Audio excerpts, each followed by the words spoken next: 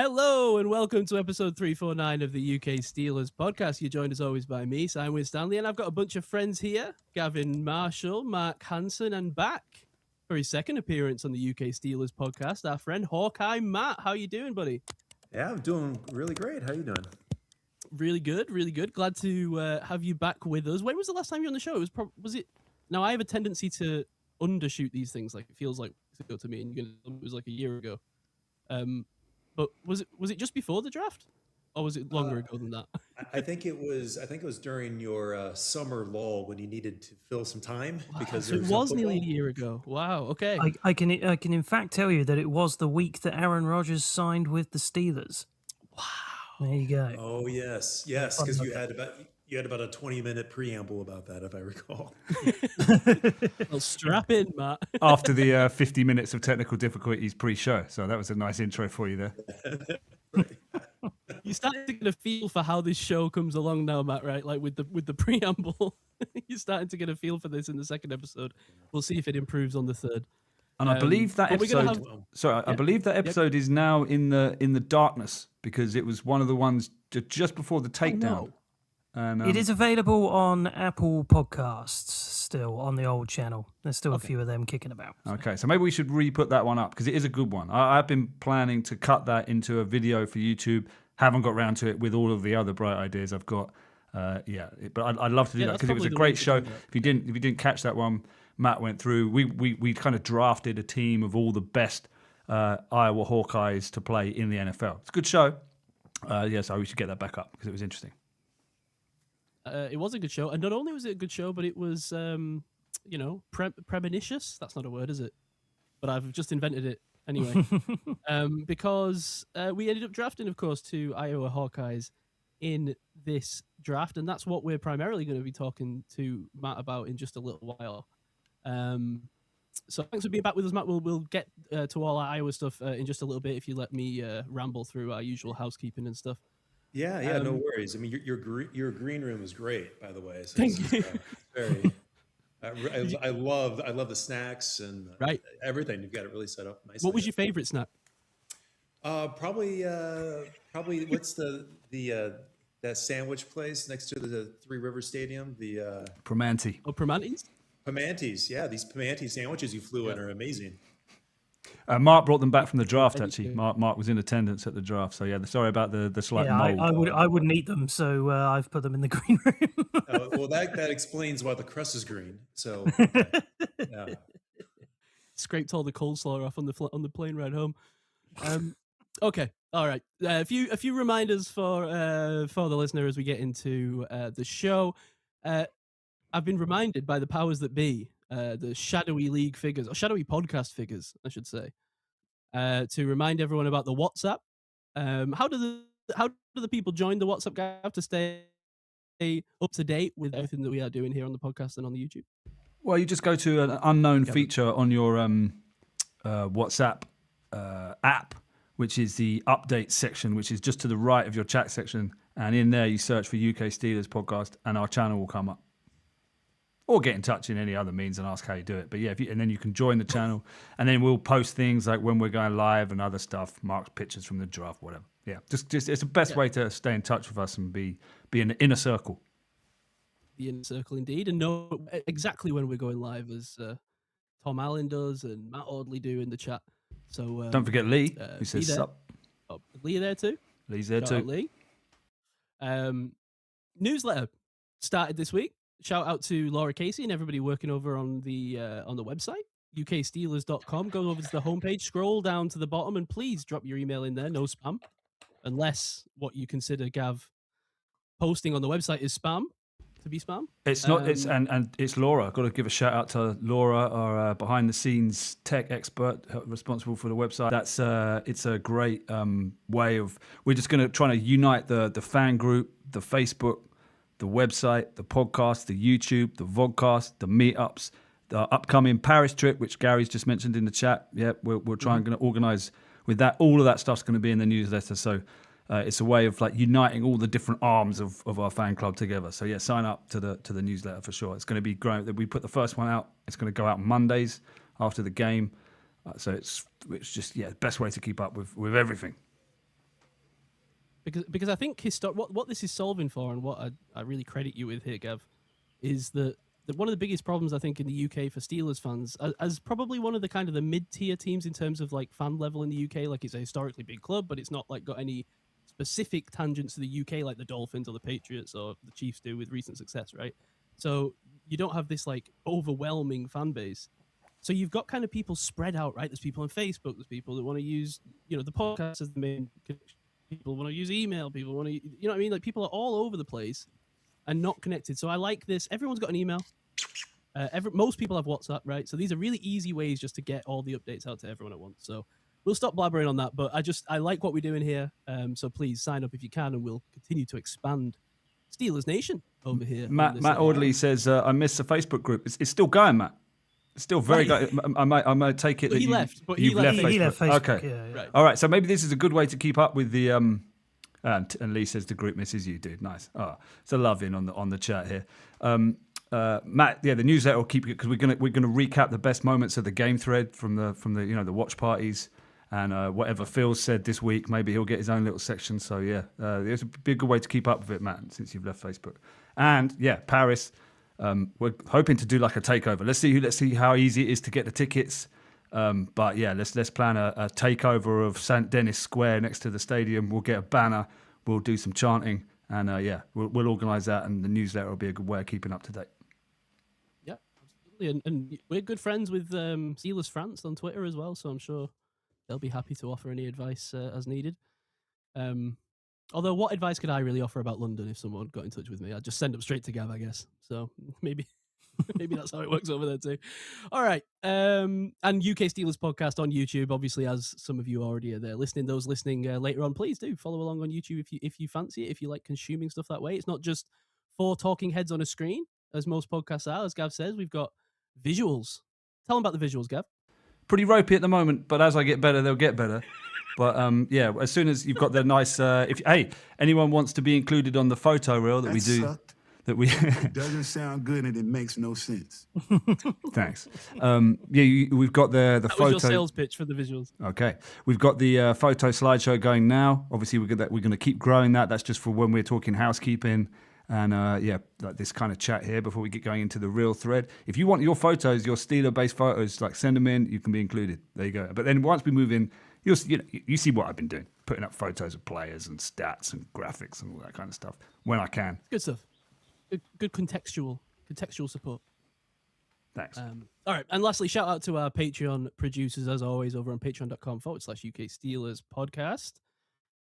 Jason Bowdler, Rob Ferguson, Teenage Mutant Ninja Dave Hart, Glenn Jones, Matt Audley, Steve Williams, Ian Ferrugia, Christian Robb, Thomas Fielding, Joe Pearson, Philip Williams, Laura Casey, our resident food correspondent, Christopher Anderson, Michael Coonahan. Shout out to Chris James, who signed up this week at the producer tier over on Patreon. Paul Field, Tom Allen, the obscenely handsome Lee Matthews, and the Aussie Storm, Galileo West. Thanks to those wonderful producers. Thank you, one and all, and shout out to Nick O'Rourke as well, who got in touch with me this week. Said that thanking me for shouting him out last week and letting him know that the podcast is the thing he looks forward to in the week the most. And I thought it was really sweet. I like it when we hear stuff like that. Gav, I always say to you that even if 10 people listen to this show, I just want it for some people to be like that. How I used to feel when I used to turn on around the NFL, right? And it was like you sit down with your friends, and that meme where you used to sit outside the pub with the 3 people against the window, right? I like that it's that for someone. So appreciate you getting in touch, Nick, and letting us know that, and shout out to you. Yeah, it's like the good old days of COVID when everyone was mentioning saying we were getting them through COVID. It was a nice feeling to feel that we were helping people with our ridiculous, badly produced podcast. It was helping someone somehow. Sure. You helped me through that time, certainly. Yeah. It's when I discovered you boys. So. Yeah, Ketz and Mark, of course, came out of that time. We were birthed from that. Birthed from the. I'm not going to speak on female anatomy. Okay. It's a kebab corner when Dave's back next time when we will venture into that. Yeah. Oh no. All right, before we get into the main clump of today's episode, talking about Iowa, talking about the Hawkeyes, talking about the 2 picks that we made this year out of Iowa. I want to. There's a few things. We might have skipped the news if there wasn't a lot going on this week. It turns out there actually is kind of a little bit of stuff going on. At least some stuff I want to get on the record. So we're going to jump into the news real quick, and we'll see what we want to discuss and expand on. All right, hit that horn, babe. Let's dance. All right, let's go. Dealers on 3. 1, 2, 3, say us.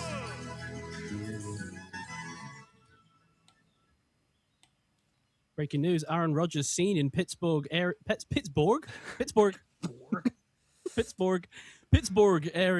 airport. Actually, it's Larry Fitzgerald. Actually, it's a guy just who has dreadlocks. It's a dude renting a car. Really local meme there, Matt. Sorry. Yeah. Do audio memes work? I don't know. Probably not.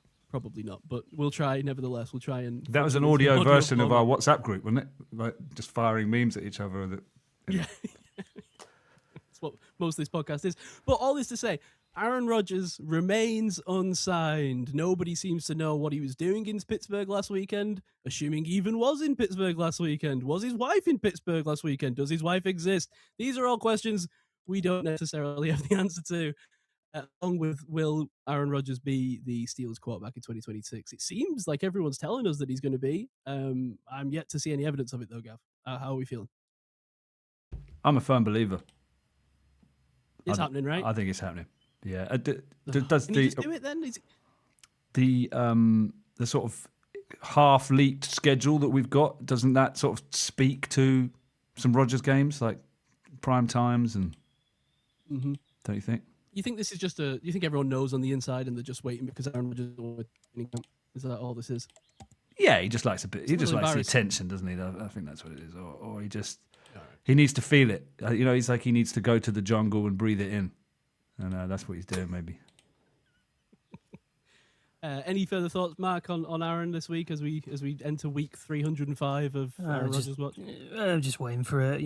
As we said, last year's episode was when Aaron dropped into the Steelers. I would have hoped that we would have done it by now, but it is what it is at this point. I do expect him to join, but who knows? Who knows? Although you say partial leak, it looks like pretty much all but 2 games of leak now for the Steelers, as far as supposed schedule. So this is all happening tonight, right? And the official show is 1 a.m. here. Yeah. So everyone's going to know, probably most people, by the time you listen to this, is the full schedule. I think we'll probably just do like a fuller discussion on the schedule next week. We right? will. But we will mention as part of the news that 2 of the big games, at least, that have come out that we know about are week 9. Is it week 8? Is it against the Saints or week 7? It's week 7. Sorry, yeah. week 7. As we bounce backwards in my mind. Week 7 at the Saints, but it's not. People, much to Yin's chagrin, it is in Paris, only a few hundred miles east of us. East, is that the right direction? East, south, south, surely. East. No, well, southeast, southeast. Yeah. Well, it's some way. It's that way. Just get in the Eurotunnel and you'll reach Paris eventually, I believe.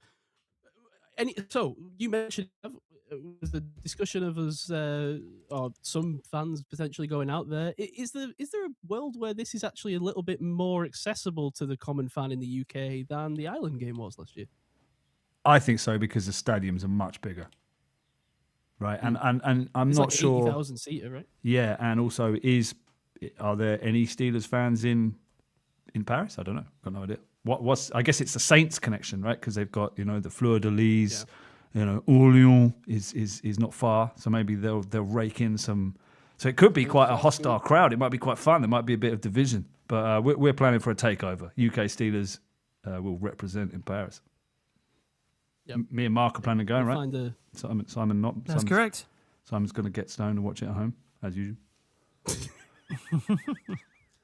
haven't decided yet. for sure.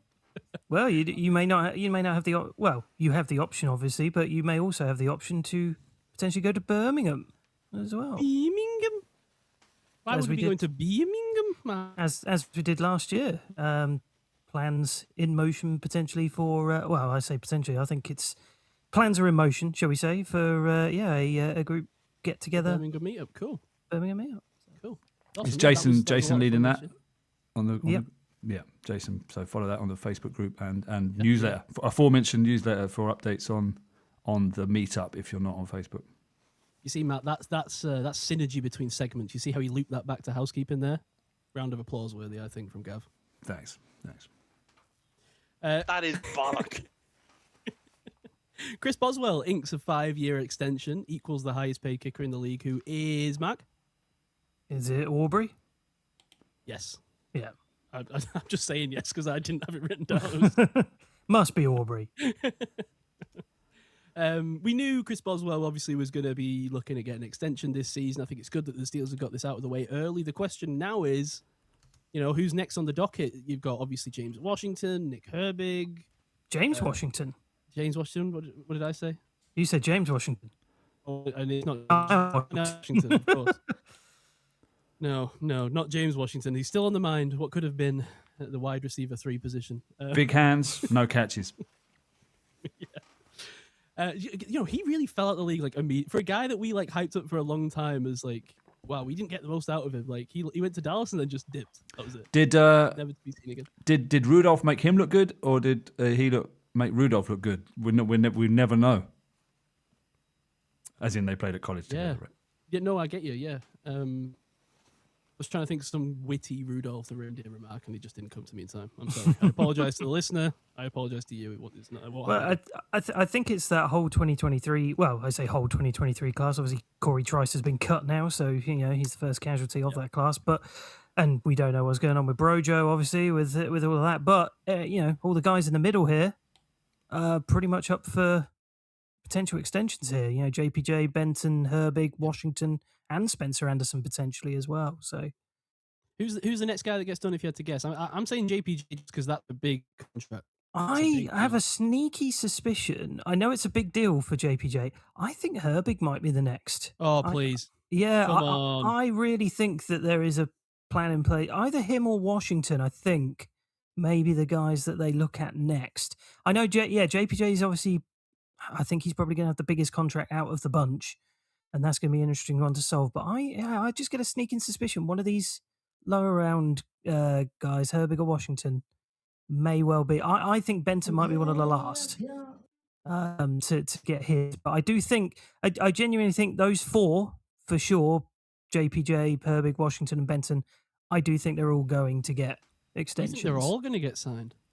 Yeah, I really do. Yeah, it saddens me to say if one of those probably would fall off, it probably would be Benton. I was going to say, can you rank them in order of priority? Priority, I think JPJ is the biggest priority. Then I think it is actually Washington and then Herbig, but I think I'm just hearing a lot of game show sounds that are getting completely clipped out by. I think that was the correct order, though. I think Washington. We saw what happened when Washington got injured last year. The offense just collapsed. Is he actually a secret weapon and actually a much more important piece of the puzzle than we realize? I think so. And then I think then it's Benton is probably the last. It will be before Spencer Anderson, and that will be interesting to see what happens with Anderson as well. But yeah, that would be my order. Do you agree? I love corn-fed boys. Thank you very much. Do you agree, sir? Do you think that's right, or are you gonna push out Herbig? Well, I do think it's interesting that you've taken another opportunity after taking continuous L after L after L on Nick Herbig, that you've chosen to die on yet another hill here. That a third string tight end is more important to sign. Second string at this point, and versus situational pass rusher. I do like Herbig. Is this second? I do like Herbig. Get over that. It's not. I just said he had short arms and maybe isn't the best run defender, and that is still true. So, but I like him. I think he's best coming off the bench to get to your quarterback. I don't want him necessarily. I don't want to see Highsmith gone and him starting personally. But maybe that is where I think I'm this is the problem. This is the issue, right? Is that I don't know how long you're going to be able to entertain Nick Herbig with the idea that he is your rotational, pull out of the can at the last minute pass rusher. Like that's not probably what the role that he envisions for himself. And I don't know how willing he's going to. This is why I worry, Mark, that Nick Herbig might be the one that is the most difficult out of this group to get done. Because I don't know the expectations that him and his agent are going to be the same as the team's necessarily. I just don't know how it's going to work out. I don't know what and with a new defensive coordinator coming in, it's a whole new. Who knows what they want, right? That's one of the biggest caveats of the whole thing, isn't it? The whole new system. So yeah, it's just gonna. I think a lot of it also kind of hinges on TJ and kind of what happens this year with him, and what exactly happens going into 2020, 2027 with him. So I've been hearing rumors of TJ Highsmith and Nick Kirk all being traded this offseason. Just want to get rid of the edge rushers here, don't they? If you had to, I mean, people are obsessed, right? With if you've got like if there's any view from the outside looking in nationally that a position group is strong for one team, then like it's as if like the national media swarms and he's like, whoa, someone must be a trade tag. It's impossible that we could just have like a strong unit again. Is that because the Steelers should have been one of the top defenses last year and was one of the most disappointing defenses? So everyone in the media thinks, well, they're busted flush, so they might as well trade away all their pieces and rebuild. Not realizing that it was Terrell Austin's like bullshit scheme that was the problem. It was the outside leverage. Right. What was it you called it last year, Gav? You kept calling it the coverage. Do you know what I'm talking about? Oh, the soft shell. Thank you. Soft shell crab. Soft shell crab. Soft shell crab. That's it. Yeah.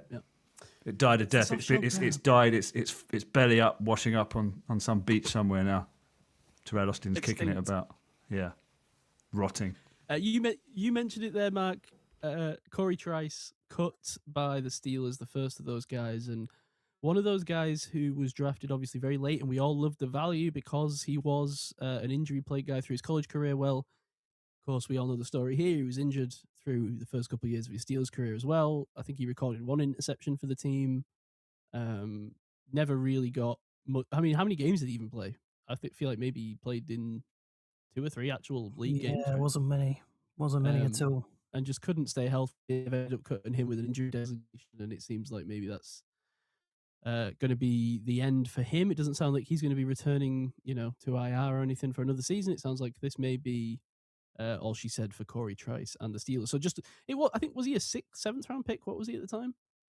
7th round pick. Yeah. You take these risks with the knowledge that this is what one of the outcomes is. So it's hard to be too critical, but.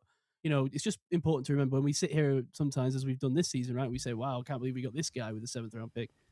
Sometimes the reasons are reasons, and this is a good example of that. I can tell you 6 games, 1 start, 1 interception, 2 passes defensed, 21 combined tackles, 15 solo, 1 tackle for loss in the 2024 season. Intercepted Bo Nix. I remember it. Shame. What a potential. Like long physical corner. Worked his way up, but the injury bug got him. Shame. Yeah, it's funny though. You have seen the Steelers, really make a point of trying to expand this secondary through youth, right? As we've seen the development of James Pierre, and then he's gone away and obviously got a bigger deal elsewhere, and obviously JPJ is the really obvious one. But we've started to, I think, to sort of get off this never-ending cycle of your Darius Slays and your Joe Hayden, signing whoever the latest 30-year-old cornerback nobody else wants is.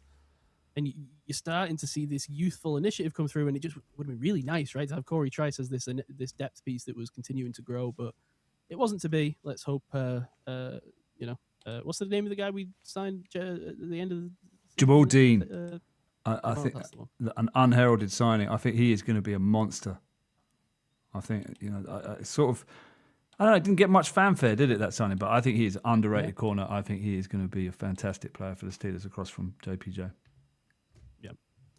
And as we get into the offseason, we'll do a full roster review as we always do. As we get close to the season, we'll rank the positions, no doubt, and dive deep into those. But, shame we won't get to see Corey Trice fruit into anything, but these things happen, and wishing him all the best.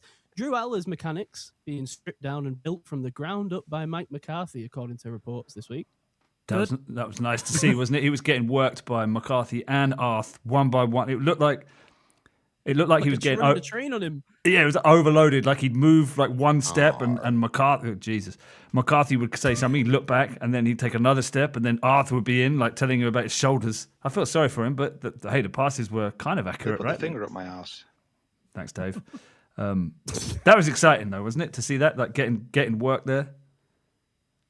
You've got to stop. The thing is, Gav, right? I feel like Gav's the weirdest guy because he says this stuff in a way where it sounds like he's doing it on purpose, and then you react to it, and then he goes, "Oh, how could you? How could you interrupt me in my very serious point?" That's just my style. I deliberately don't. I say innuendos completely flat. There you go. Such a straight man. And so much so that I've completely forgotten what you actually asked. What did you? I was just saying it was exciting watching those clips out of rookie minicamp. Oh, that was what I was going to say. I was trying to remember what I was going to say about Rodgers when you were saying it, and it was that he was meant to come to rookie minicamp to help the QBs, and he didn't show. So that was kind of concerning. Think? Yeah, no, there was rumors that he was going to come back. It was at the start of rookie minicamp. He was going to sign. He was going to be there to mentor Howard and Allah. No show.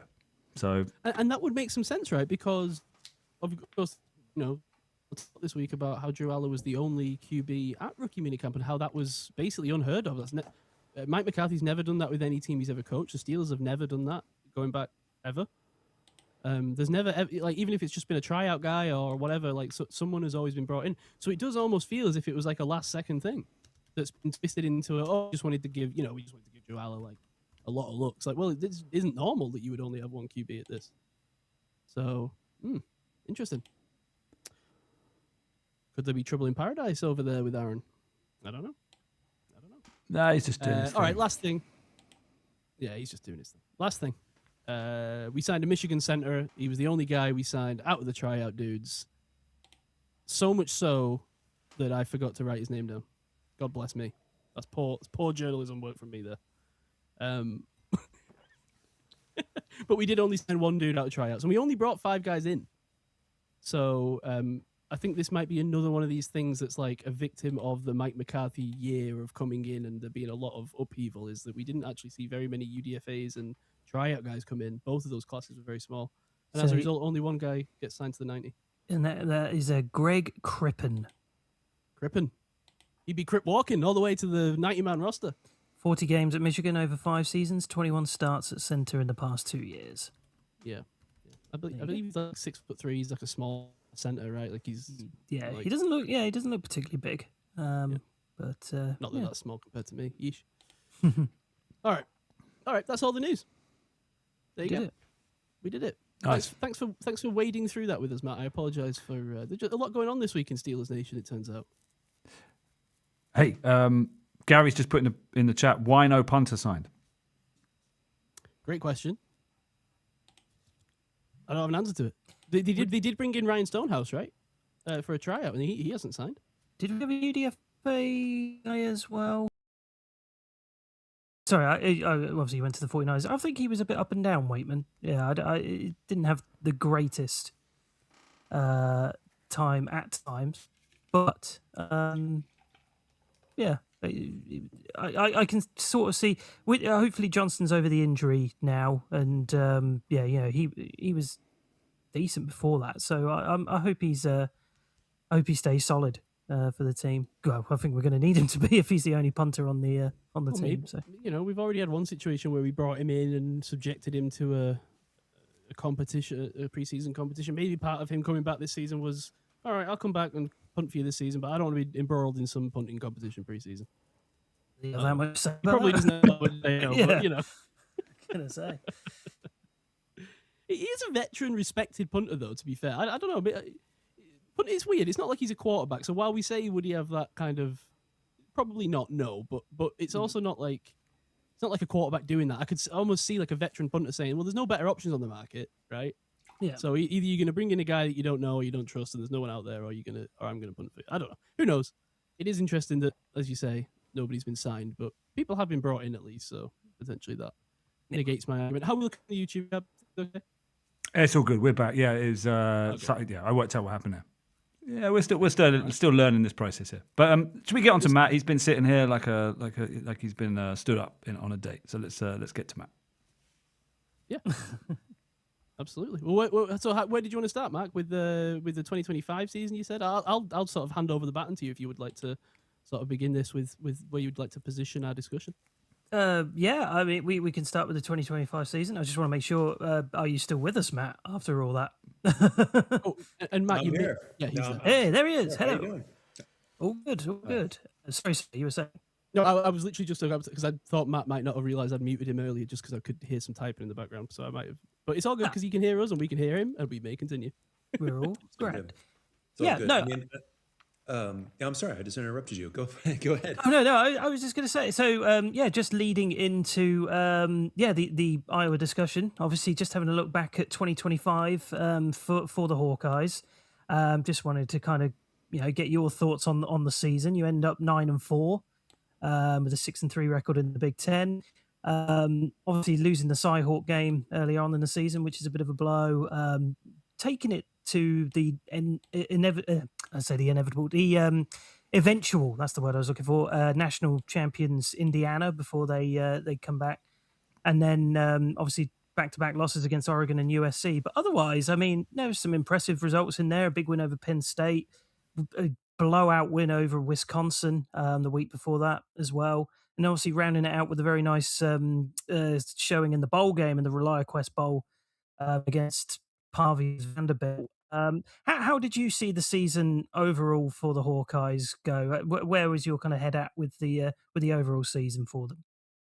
Yeah, I mean, I think it was a pretty steady as it goes, traditional type season. I mean, this is just how Iowa plays. Their offense is very controlled and conservative. It's not wild, and they try to play every game close. And that's what you see here, where you have really probably the only game that wasn't close was that USC game where they were gassed when they got into the second half. But first half, they may even had a lead going into halftime. But anyway, at the end of the day, it's like they're a very ball-controlled offense, disciplined defense, and games are close. And then you see that year after year. Either you get this 9-4, maybe occasionally get a 10 or 11 win season, or it goes the other direction. You go, only 7 wins. So I don't think it's that surprising. What I did find, inspirational a bit more was that this is our second year with the new offensive coordinator, and that's been part of Kirk Ferentz's issue over his tenure, is that he is so dedicated to running the ball and just running down the clock that it's kind of painful to watch at times, because you have receivers that be like, say, 3rd and 5, they'll run a 4-yard route and get tackled, or you'll constantly be running plays directly where there's a bunch of guys stacked in the box, and you run directly at them between the guard and the center slot there. So I think that this last year actually had a bit more life to it, and I think that's encouraging going forward. Yeah, absolutely. I mean, that's something that after the discussion we have when we talk about 2026, I think there's some fascinating conversations there offensively for you, and that OC being a big part of that as well is great. Just to kind of touch on Gronowski, Mark Gronowski's season. Obviously, we discussed him a little bit last year. He'd obviously come over from South Dakota State. Transferred over to you guys just for this season. He's obviously then gone on to be a UDFA and signed with the Dolphins. But 16 rushing touchdowns for him as a quarterback, which I believe is that a Big Ten season record. I think I saw somewhere for a quarterback. It may have been. I mean, it was insane. I think it was a school record, and it could have been a Big Ten one. They loved the tush push. They constantly did that. I mean, he was a big guy, big frame, and if it was a short yardage situation, you saw them constantly do that, where they just use that power, that offensive line. With Dunker was a part of, and that line, that offensive line won the Joe Moore Award that goes to the best line in the country, and it was Iowa hadn't won that in probably about 12 years. But they're one of only 3 teams to have won that award twice since its inception in the last 20 years. So that line was very dependable, and you got a big quarterback to really get those short yardage, gains when it's a 3rd and 1, and definitely when it's down to the touchdown or close to the end zone. Putting it in his hands is always a safe bet. I was going to say, yeah, because, outside of the rushing touchdowns as well, I mean, he got 10 touchdowns, 7 interceptions on the year. But was the play overall, how did you kind of see Gronowski's year, just from that standpoint in terms of his general play? Yeah, I mean, look, I didn't watch all the games. I probably saw 8 of the games. And this is probably a good time to do a call out to DAZN, because I found the trick this last year where DAZN had all of Iowa, not just all of Iowa, they had like all of the major college football games were on DAZN for free. So you didn't have to pay for anything. Just go there Yeah. and you could watch the free stream. And then that also carried into the NCAA basketball season as well. So what just life changing for a college football fan, and that you don't have to stay up and try to find like some crappy stream on YouTube. You actually could watch these games in HD on your couch, and that was life changing. So little trick for anybody who is a fan of college football. That was great, to be honest. That really helped me. I think they're changing that a little bit. I don't know if they've now got a partnership. I think they said they got a partnership with the Big 12. But I don't know what it means for the rest of, because as I say, that was a game changer. Yeah, Certainly. I think I can't see them doing that for free again. It felt like No, almost I it came think a together too package late, is didn't it? coming. Yeah, a package is coming, I think. But at least for that season, that was really great. And as I say, hopefully we can still get at least some games going forward again. But yeah, Well, that was really helpful. Yeah, well, it's also why we have VPNs, right? So exactly. Yeah, figure it out. yeah, exactly. But Yeah. but yeah, but to your question of his play, I mean, it was. This is where I sometimes struggle because Iowa isn't exactly known for stellar quarterbacks, Mm. and surprise, and or wide receivers. So I'm not always sure. Like, is it on the quarterback with some of the throws that are in the dirt or off kilter, or is that part of just like is it a broken play? I did think that especially as when they needed to deliver against some of these larger teams, like they had moments of brilliance, and he did too. It's um, just sometimes the play calling for Iowa gets predictable, and it's just when especially when you're up against like these baller teams like Oregon, USC really had our number. Iowa State always does. You get up against a really baller team with a defense and knows what they're doing, and has really studied you and knows your habits. Where you start to struggle, but you can beat up on the Wisconsins, the Michigan States, the Nebraskas, like the teams that maybe aren't always as disciplined or as good as others, and that's where you saw him shine a lot more, I think. No, perfect. Just before, obviously, we talk about Dunker and Wetjen, I just kind of wanted to touch on some of the other players that were drafted from Iowa, because you had 7 draftees this year come out. So I'll just go through the list, and then we can kind of talk about a couple, because I know we talked about a couple on this pod. First of all, there was Mr. 57, who's won himself a lifetime supply of ketchup. Mr. Logan Jones, who has gone to the Bears. He was the first Iowa player picked, followed by our 2 that we will talk about momentarily. Bo Stevens was then taken in the 5th round, the guard. He went to Seattle. Then Carson Shara, the linebacker, went out to Arizona. TJ Hall, the corner, went out in the 7th round to the Saints, and also in the 7th round, Max Llewellyn, the defensive end, going out to the Dolphins. We talked about Jones and Stevens on the pod. I was a big fan of both of those guys coming into the season. Any sort of thoughts on Jones and Stevens? Particularly Jones being the first player picked out in the 2nd round there for you. Any sort of thoughts on these guys? Well, look, I grew up a Bears fan, so to me, that's always good news when you have a really strong player, especially Iowa, offensive linemen, tight ends, and especially like our centers.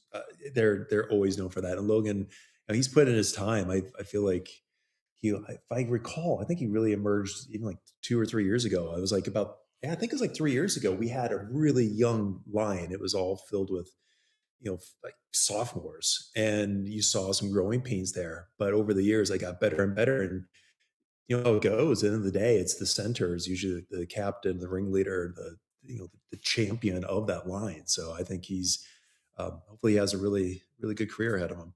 Yeah, I mean, he was a Ribbenton Trophy winner this past year as well, as well as the the Joe Moore Award, as you said, as well.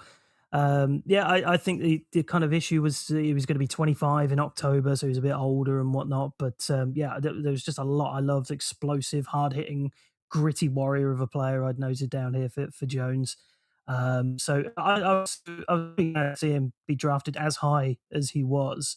Obviously I'm sure he'll very much enjoy all the ketchup that's coming his way as well from from being Mr. Another 57. corn-fed boy for you there, Mark, and he's going to be even more corn-fed after his victory, I think. Do you put ketchup on corn? I don't know. I'm not a big corn eater. So Is ketchup corn-based in any way? I don't know. I don't really know. That's tomato-based, I guess, right? Tomato, yeah. I've never seen anybody put ketchup on corn. That would be. But like cornstarch, I don't know how food works, Matt, to be honest. Yeah, this is a problem, Matt. With me and Si, like food is secondary to pretty much everything else, I think. So, but Bo Stevens as well, another guy I really liked. I know he had a bit of an injury history as well, and he had not particularly this past season, but previously he'd had some injury concerns. But any sort of thoughts on Stevens coming out of the 25 season?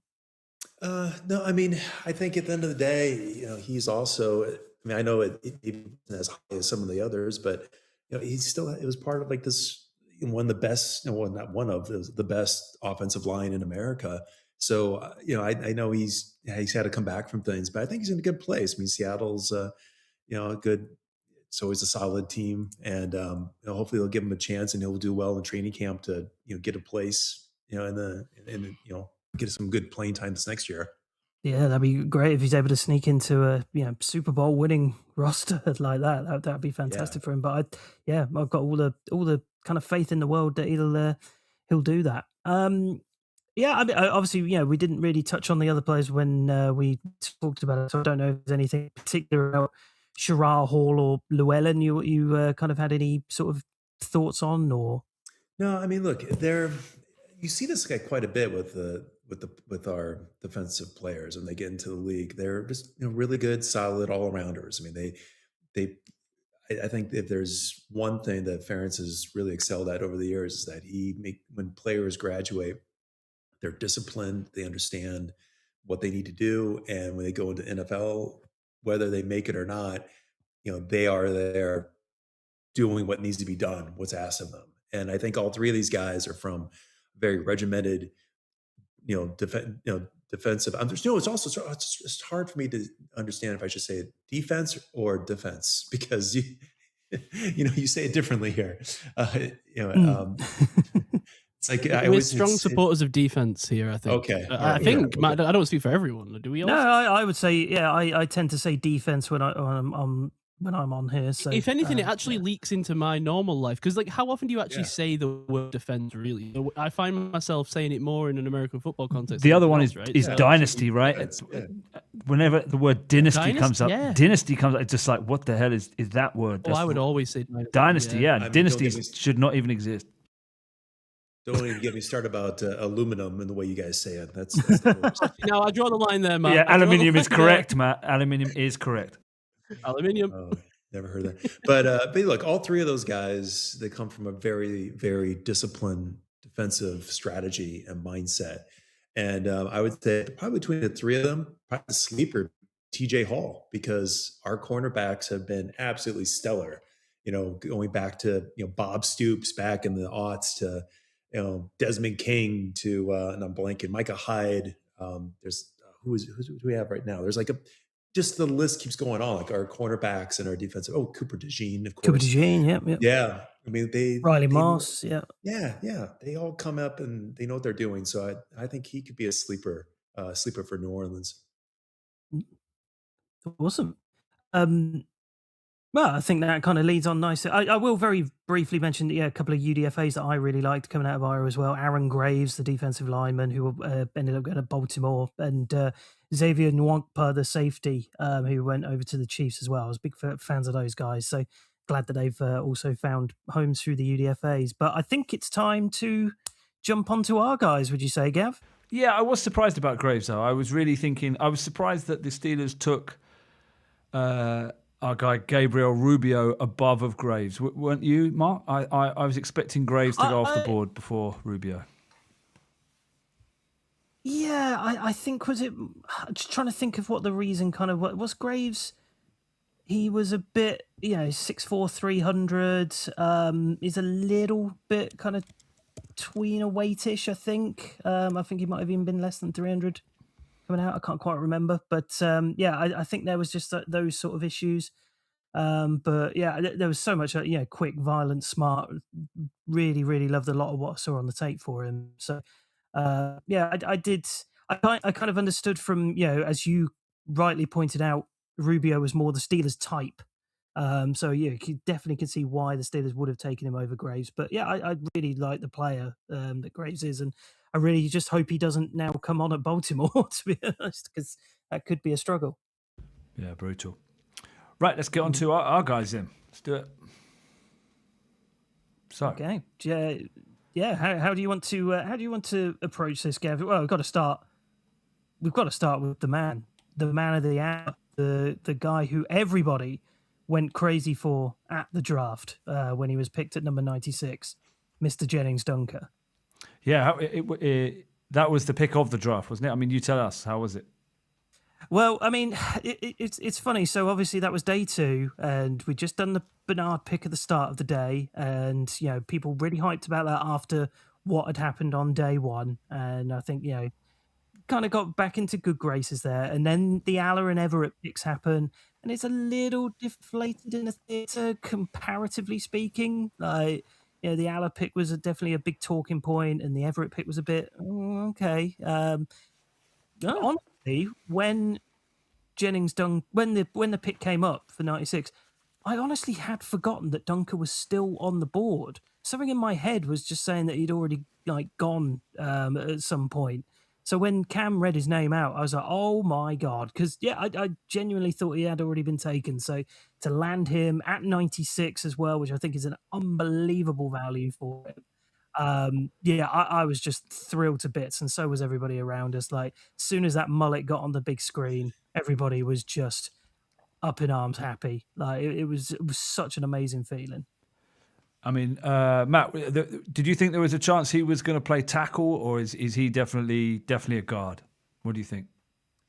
I mean, he's probably more size for a guard in the NFL, but I don't put anything past these guys, because I know in the past, it wasn't. We've had quite a few guys that have around and played different positions on between guard and tackle in the NFL. So I don't think that's too bad. And I think with him as well, the comparisons that I've read about, it's all about like Brandon Sheriff, who was journeyman with Washington and Jacksonville, Marshall Yanda, even from Baltimore.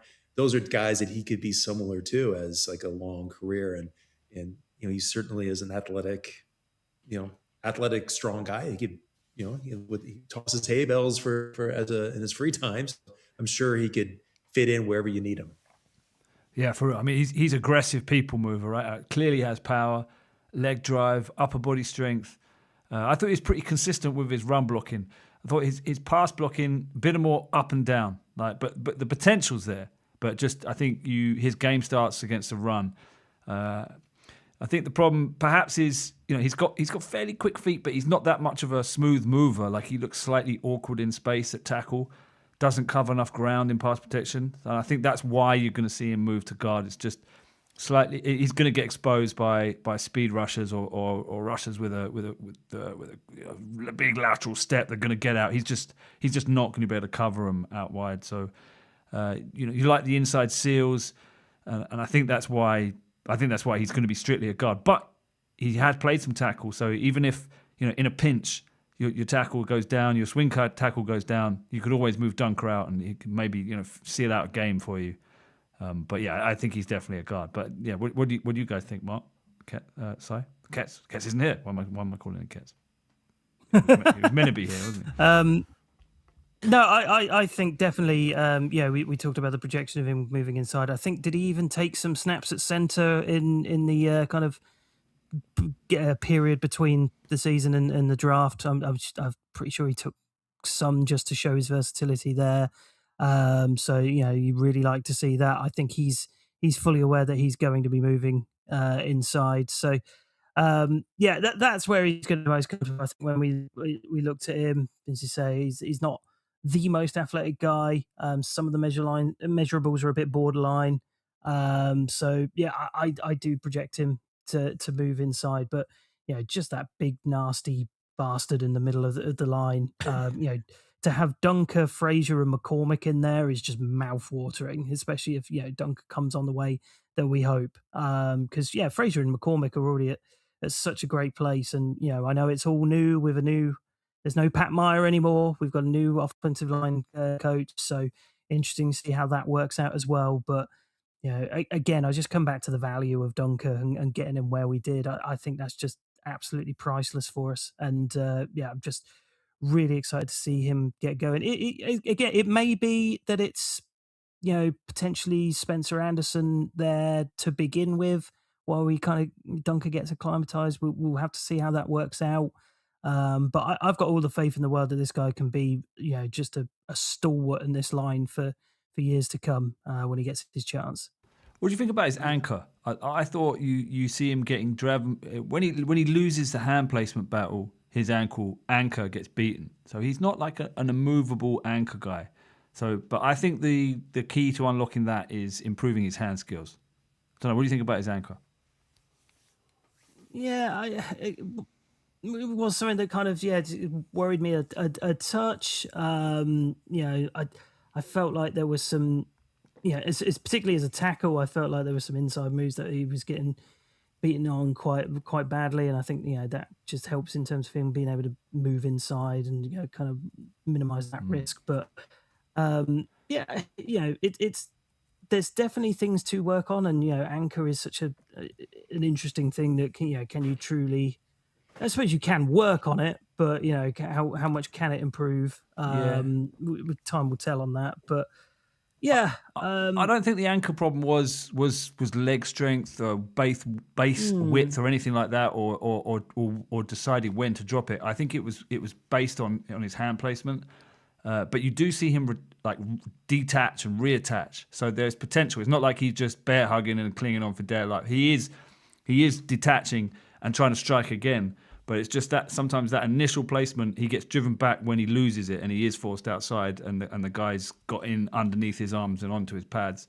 So I think coaching will help him there. You do see him win the second phase battles with pure strength when he has reattached and he's had a couple of seconds to regain composure. Let's hope that translates, because I think he has got plus go-ahead power. When he's one-on-one and they're sort of 50-50, I think he has got that kind of just pure, country strong, like you say. Funny, the closest match on Mock Draftable was Dominic Puny. Mark was one of your guys. Another guy that played tackle in college and moved inside to guard. And where did he go? The 49ers, was it? 49ers, yeah. And he's a starter there now. So, although I thought he could stay out of tackle, but obviously the 49ers thought differently. Absolutely, exactly the same. So I can definitely see why they've gone for that. I do keep going back to the quote that he had about dominating D linemen as well. One of my favourite quotes coming out of this whole draft cycle, where he said, "It's like crack. I love it. I wish I could get more of it." Like, that is quote of the century right there. And God, I hope he's. I was about to say, God, I hope he. Well, no, I don't do crack, but ideally not. Just hope he's dominating D lineman as he so wishes to do. Has he been signed yet? Yeah, I believe. I think all of our rookies been signed. Yeah. It's just Bernard and Mihana. Okay. God, because he should be all over your social feeds. I mean, his it started blowing up for me. Like, he was like on Instagram and TikTok. I was getting served so much content of him right as the NFL draft was hitting. So I don't know if you guys were as well. Yeah, he's everywhere. Yeah, the Steelers Twitter has posted a ton of him, and he really is just everywhere. I don't know if my algorithm is just set to know. corn-fed, but yeah, he's Big beefy gingers and their food habits, right? yeah, Ooh. yeah.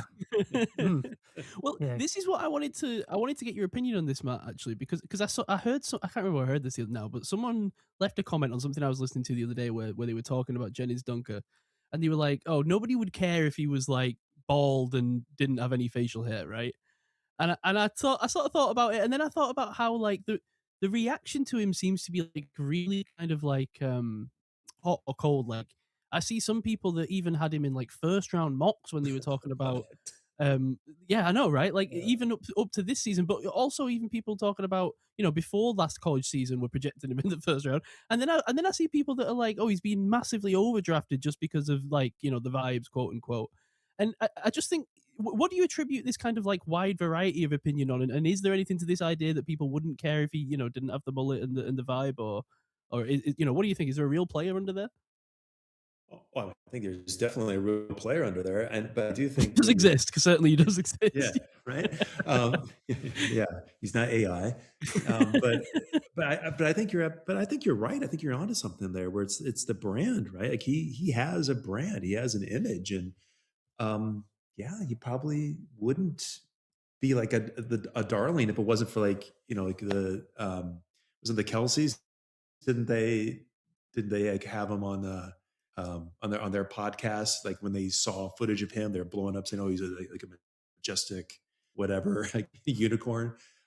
I think that's right. I mean, he looks interesting. He's got a giant personality, and he's got the physical strength. So I think if you did take away like that Samson, like gorgeous Samson red hair, yeah, maybe that would dull the impact a bit. But I think what's going to come out at the end of the day is just what does he deliver when he comes into the pros, and that should speak for itself, no matter what he looked like. Right. What was he a bit of a cult hero for the Hawkeyes, or is it sort of now that it's kicking off? I mean, for me and my feeds and whatnot, it really kicked off after, like, kind of like after the season, which is probably true because, like, I follow a lot of the players just on social, but I don't know. I feel like they're probably under a bit tighter rein, I would think, like most athletes are. I think with him, his stuff was blowing up everywhere for me after the season was over when they were doing the combines and stuff like that. So right, yeah, I think it's not a bad thing because you think back to the history. There's not that many notable guards. Like you mentioned Yonder. Who was the Bills one that like took a baseball bat to a Ferrari at one point? Who was that guy? Do you remember? He played for the Dolphins and the Bills. Richie Incognito. Incognito. There you go. It's not a bad thing to have like I love a your kind description of Richie Incognito as the guy who took a baseball. And he was in that bullying thing with that other guy. That's the what I would have remembered, yeah. Yeah, he's like the bully, right? But I don't think it's a bad thing to have a guard like that's getting name checked by Nance and Roma or whatever has been. Oh yeah, well they got that guy. It doesn't even matter how he plays. It's just the fact that he's out there and he's a known guy. It's like a top trump on your O line. I don't know. I think it's a sort of intimidation factor almost. Yeah, could be over time. I mean, I think, yeah, I guess we'll see how it comes out. I mean, because I don't think he necessarily had like a nasty personality. I mean, you think back in the day, like even like Brian Bosworth, right? Back in was it the 90s or whatever? Mm-hmm. Like he had a nasty personality in the line. Like he was crap. But, like I don't think, Dunker or especially a lot of the Iowa guys, like they're not, they play by the rules and they get the job done. And yeah, it could be like crack hitting a defensive lineman, but at the end of the day, they're always going to be under control and they're not going to be starting fights and whatnot, which to me would probably be like the way that you get a bit more intimidating is when, you just have that edge or you might lose it on somebody, Right. Yeah, the vibes. He definitely passes all the vibe checks. And I mean, he's even done so. Yeah, he's talking about Pittsburgh in such glowing terms and says he's been told he can't swim in the rivers. But he's still going to go fishing. He's teaching Max Ionachor how to fish, which is he's already integrated himself really well. I think he seems like the sort of guy that I think his teammates are going to absolutely love him, and just really form a great bond with him. He'll probably be doing the schedule release video next year or something like that. It'll be that sort of cult personality for the Steelers. But as you say, it's all about what he can deliver on the field, and from what we've seen on the college tape, I think it's incredibly encouraging from what we have seen. It might take a little while, particularly as he played tackle predominantly at Iowa, but I've got a lot of faith in the guy, and I think we all have, to be honest. And I think that's part of, other than the Colt status, I think that's part of why people were so happy about this pick, because here's a guy that could really round out that O-line and make it a solid force.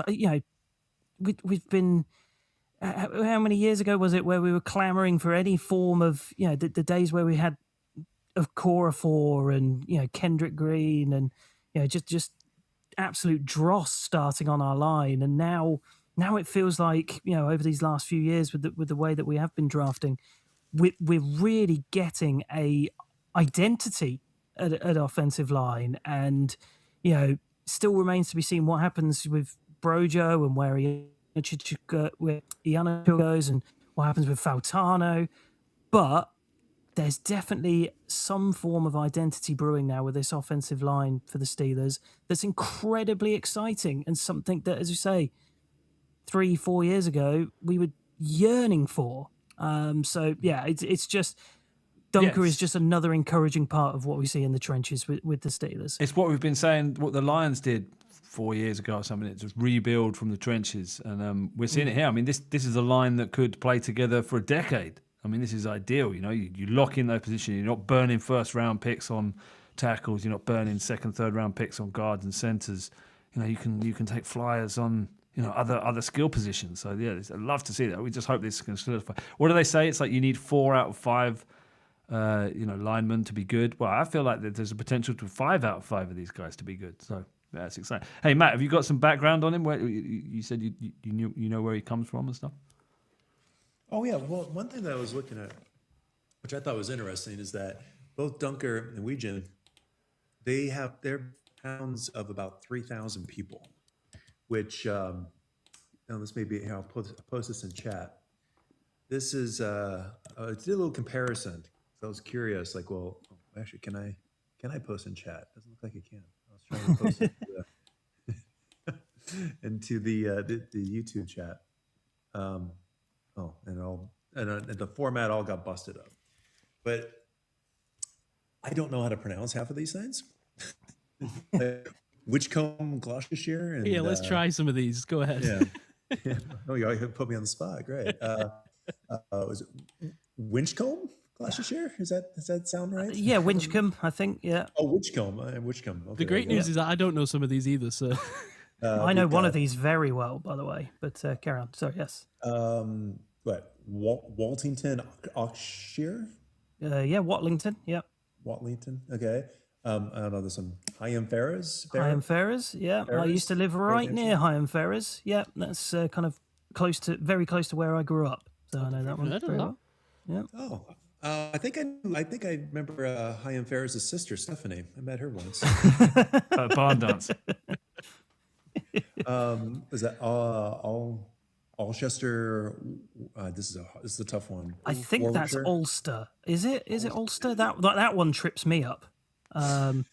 Yeah, I think that's Ulster. And then kind of a little bit closer to London, footprint of London, maybe like an hour or so away. Got West Malling, Kent, Great Missenden. Yeah. Okay. That's good. It's like Mizzou, Missenden. Oh, there you go. And, I noticed Matt conveniently skip over Warwickshire. Where's? Oh yeah. Well, try to get out of that one. But if you know where these towns are, hats off too. But it probably, I think the point is, like, they're all like kind of smaller type villages and towns, and that's both where these two guys both came from. When you look at Williamsburg and you look at Lena, Lena is where Dunker's from. Lena is in Western Illinois. It's actually kind of in my neck of the woods a bit. Like I grew up in Eastern Iowa, so it's about 90 minutes away. And that whole area, yeah, it's all farmland. Whereabouts? I'm trying to find it on the map here. Give me a clue here. Lena? Yeah. Lena, if you want to go to, you got to go to it's actually near Rockford, I think. You have to go right to the right. Welcome to the GeoGuessr portion of the Rockford. Okay, I see Rhinebeck. Where am I going from Cedar Rapids there? Oh, you go right. Cedar Rapids is very far. Like you're still in Iowa. You have to get over the Mississippi River. Oh, sorry. Okay, right. I'm over here. Oh, Rockford. Okay, that's it. All right, I've got Rockford. Okay, I found Rockford. Yeah. So Lena is kind of between like Rockford and Dubuque, Iowa. Let me go back to the feed here. So let's see. Dubuque. Okay, so it's somewhere here near Freeport on the I-20. Let's go to the left. I found Lena. Okay, I found it. Here we are. We're on the feed here on the YouTube. Right, I found Lena. We're zooming in. Right, there it is. Yeah. Yeah, I got it. There we are. Lena. Look at this place. It's tiny. All right. Yeah, look at that. Yeah, I mean, it's between Freeport and Galena. So yeah, there we are. Just where you expect it to be. Here we are. Here's the school district. Look, there's a community park district. There's the track. Yeah. Maybe did some field exercises here. You never know. Maybe he did. But well, right there is a good one with the flyover type of imagery all around you. That's all farmland. That's all corn, right? This is all corn. Corn or wheat or cattle. I think I read that Dunker's family raised cattle. And, so you just kind of get that mentality. Like, yeah, this is the type of guy who does want to go swimming and fishing in the rivers, right? Is that where the name comes from? Dunker. If he raise cattle, is he like a dairy dunker? Is that? Oh, I don't. Is he of the dairy dunkers? don't think he's related to the fake cheese of Dairy Dunkers. Sorry, Mark. No, yeah, that's a deep cut. My family raised cattle. I didn't catch that reference at all. I grew up eating Dairy Dunkers for lunch. Simon has never been near a cow, so don't worry about that. Here we are. Here we're looking at the Lena High School here. This is maybe where a good guess. Maybe this is where Dunker went. I don't know. There we are. I'm sure he's been down that road. Right. I guess the question would be how many stoplights. Like my town that I grew up in was even smaller than Lena. We did not have a stoplight in the town. It was just like about 10 seconds and you're through the town driving through the highway. Everybody was all the time. Yeah. Amazingly square, Lena. It's like literally a square conurbation surrounded by corn. Yeah. Dunker went to Lena Winslow High School. That's it. Yeah, we just checked it out. Yeah, there you are. I was right. Played his youth football in Dakota, Illinois, because Lena had no youth leagues. So there you go.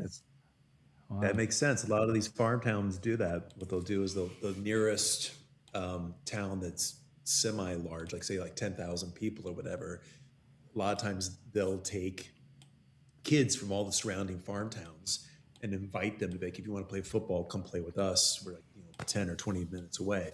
That's what I did in my area, and I know it's common across all the Midwest. This looks lovely, man. I got to say that the sun is out, the trees are in full bloom. Like everyone's got a nice lawn, nice timber frame houses. The streets are wide. Man, this is lovely. I think what a nice place to live. I will say. I was just going to say.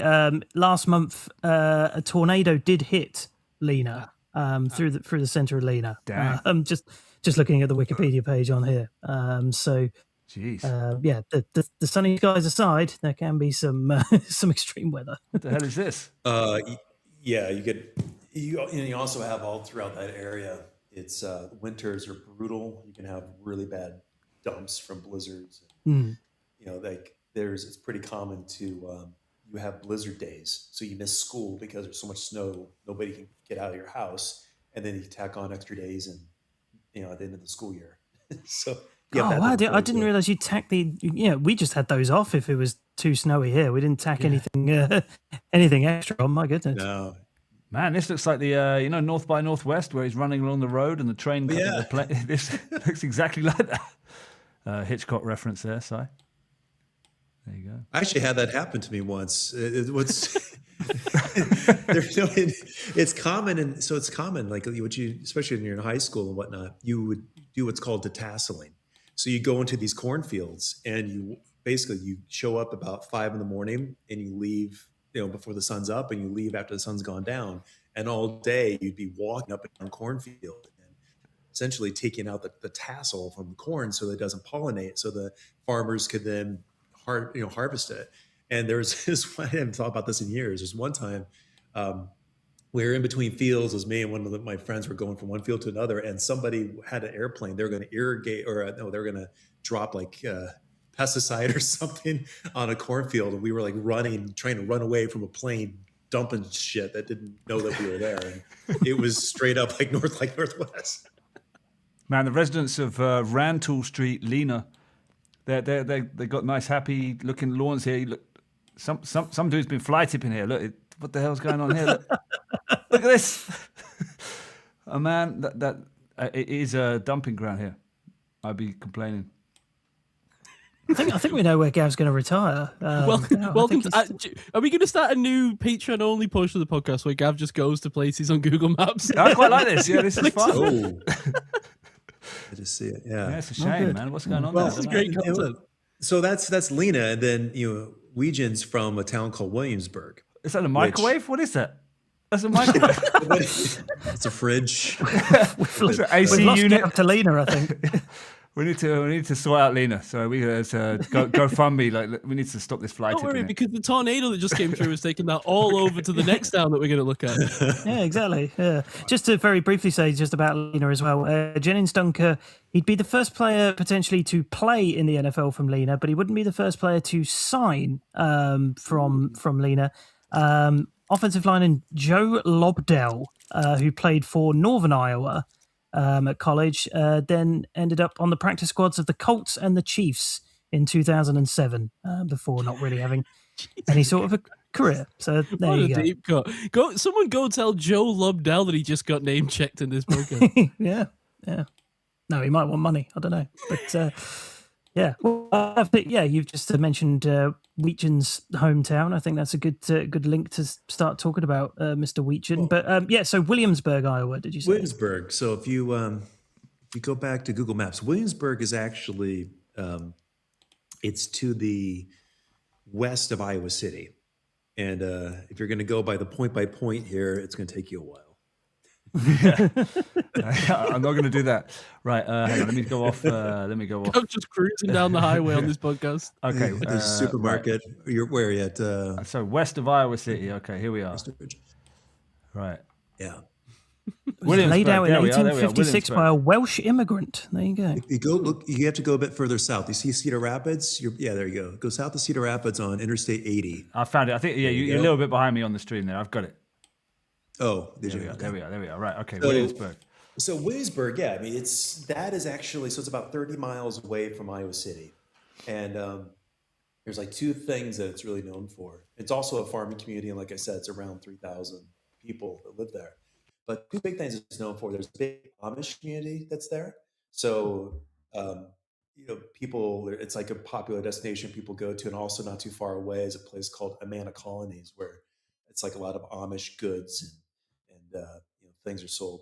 But then also Williamsburg is very popular for the Williamsburg Outlet Mall, which I don't know if you have those here in the UK, but in the States, especially in the countries like this, an outlet mall is where it's basically like brands or retailers will have a shop that's selling like in bulk a bunch of stuff at like a lower cost. So you go there and be like, oh, I want some shoes, or there's a Reebok shop or something. And outlet malls. Anyway, that was like what Williamsburg's big thing was. Is that the shops at Williamsburg? Like I found this huge parking lot here. Is that this? It's like north. Probably, The shops at Williamsburg. Yeah, north of Williamsburg. Night clearance store. Yeah. McDonald's, Arby's. Yeah, nice. Let's take a little view here. Hang on. It's quite similar to where I live in York. There's the York outlet. I don't know. It's not even what's it called. Designer outlet. Street from me. It's a very similar thing. I'm guessing this is a little bit more spacious, a little bit more sunny than York, and empty, man. There's no one here. I don't know when this photo was taken, but where is everyone? It's empty. Matt, what's going on in Iowa? Why is there no one there? I don't know. I don't know. I'm trying to think of something witty to say. I'm running out of. I have no answers. There's 3 cars in the parking lot of Arby's. I mean, you're not. They have the meats. Well, Wow. maybe Dunker there first, and no more meat left. Yeah. I mean, it looks like they spent a lot of money on their entrance gate, and there's no one visiting. I'm worried about the turnover here. I gotta say. I mean, Gav's going to get me, onto like- the municipal the buildings and. no, I mean, I just say that's a very typical kind of like small Midwestern town. Right. Well, yeah, but I mean, it's not even in town though, right? It's you go down the freeway here, and yeah. I think the disconnect for British people is that places that have this few people for us would never look this modern, and pleasant. right? They would look very old. They might look pleasant or they might not. It could be either, but they would never look this modern, right? They would look either worn down, like semi-modern, like 60s or so, or they would look really old and village-like.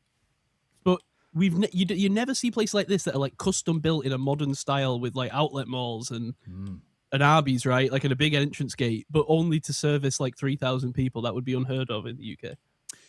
Well, that outlet mall, it's right off of Interstate 80, which Interstate 80 goes all the way from is it Pennsylvania to California.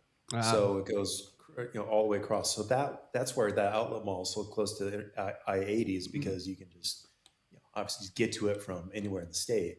So Williamsburg is, as Gab just showed there, is a little, just like maybe a couple clicks south of that. But at the same time, same thing though as Lena. It's like it's just a really like a hardworking small town with kids with their heads screwed on straight. Who are, just when if they go to play for parents, they're gonna give it their all. And I think that's where you get with both of these guys, and be exciting to see what they can do for you. Yeah, let's talk about Wetjen. Sorry, just before, and we can very quickly, but just give me an idea of the scale. Like when you go from a place like Williamsburg, where Wetjen's from, to the University of Iowa, how big of a jump of scale is that in terms of like going to a big city versus then going to Pittsburgh? Like times what size are we talking? Does that make sense? Did that question? Yeah, I mean, I think University of Iowa has about, I think, 60,000 or so, maybe something like that. I hear an echo. I don't know if that's me or not. Sorry, I muted Gav for a sec. Carry on. Yeah, I think University of Iowa has about 60,000 or so, and because he was so close, I don't think it probably would have been a shock. Like my town was 500 people when I went to the University of Iowa. I loved it because I had been going to basketball and football games there my whole life, so it wasn't like that big of a shock. I think probably the Pittsburgh transition may be a bit larger, right, a bit different. But at this point, I would think these guys, they've been through it. I mean, they've been traveling to these giant cities and stadiums, and I can't even imagine the mentality these guys have, the maturity they have to having to produce and play in front of 100,000 people in a stadium. So to me, like that would just be absolutely insane. So I'm sure moving to a like a large metropolitan city, that can't be as shocking as playing in front of crowds of people who are chanting it or booing at you, depending on where you're at. Yeah, I think that's the thing with Iowa is that, as you say, like even these guys that are coming from Iowa are going to have played in such big situations against such big teams and so used to big cities going away. But I just, like you say, I just wondered, like even going to University of Iowa and then going to Pittsburgh, is that still like a orders of magnitude kind of difference? And I suppose in a way it is, but yeah, like you say, I don't think it's the kind of thing that would be a problem for these guys. But it's just interesting, right? Because sometimes we are guilty of assessing these guys purely as players, but just interesting to think about how like some of these guys who are only 22, 23, whatever, have really never lived outside of what is effectively like a tiny town and then a slightly bigger small town, right? And then all of a sudden they're in these huge metropolitan areas. Yeah, I think you're spot on. And I remember, especially when you watch like Hard Knocks or you see some of these behind the scenes documentaries, there's always like, I feel like a time when they're, reining in the rookies and telling them these are the rules of the game and you can't be doing this, can't be doing that, and making sure everybody understands exactly what you said. Like, hey, you've played at an elite level.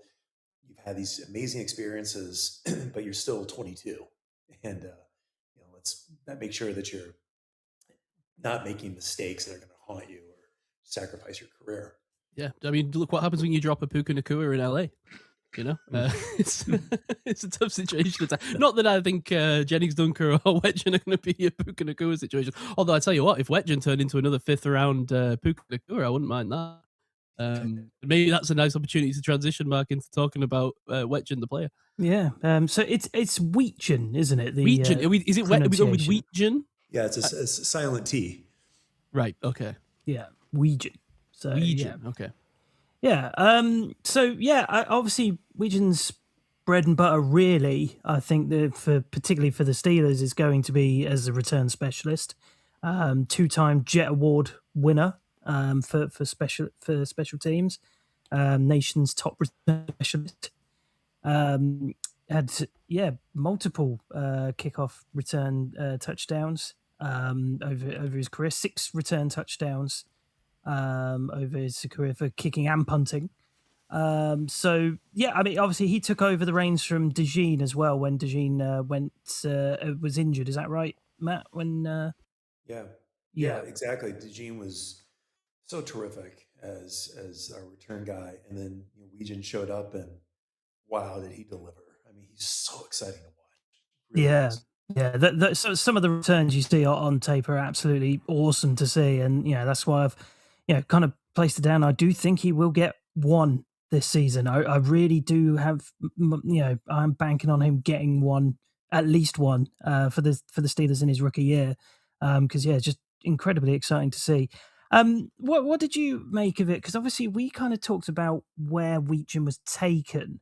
He was the first pick of day 3 for us. He was pick 121 overall in the 4th round, which was a little bit higher than I think a lot of people were expecting, myself included. I think I was probably expecting around 6th or 7th, to be perfectly honest with you. What was the reaction? Purely because sorry, he's a return specialist. He does have some wide receiver.